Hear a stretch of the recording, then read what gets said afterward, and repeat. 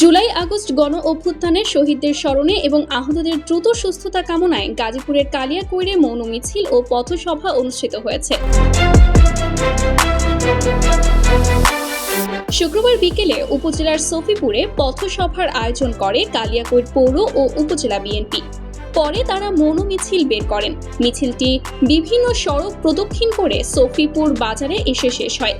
মৌন মিছিলে বিএনপি ও সহযোগী সংগঠনের নেতাকর্মীরা অংশ নেন।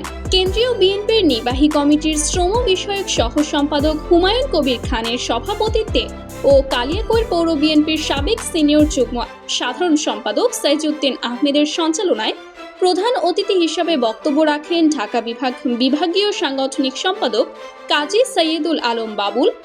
প্রধান বক্তা হিসাবে বক্তব্য রাখেন কেন্দ্রীয় বিএনপির নির্বাহী কমিটির সদস্য মুজিবুর রহমান।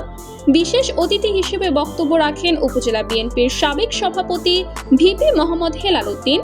এছাড়াও আরও উপস্থিত ছিলেন পৌর বিএনপির সাবেক সভাপতি দেওয়ান মোয়াজ্জেম হোসেন, স্বেচ্ছাসেবক দলের কেন্দ্রীয় কমিটির সাবেক যুগ্ম সাধারণ সম্পাদক জুলফিকার জনি, পৌর শ্রমিক দলের সভাপতি এ কে আজাদ, জেলা স্বেচ্ছাসেবক দলের সাবেক সাংগঠনিক সম্পাদক খন্দকার আপেল মাহমুদ, জেলা ছাত্র দলের সাংগঠনিক সম্পাদক শাহিন আলম সরকার, পৌর স্বেচ্ছাসেবক দলের যুগ্ম আহ্বায়ক মোহাম্মদ ইকো দেওয়ান, পৌর ছাত্র দলের সিনিয়র যুগ্ম আহ্বায়ক মোহাম্মদ মনির বাবু সহ উপজেলা ও পৌর বিএনপির এবং অঙ্গ সংগঠনের নেতাকর্মীরা।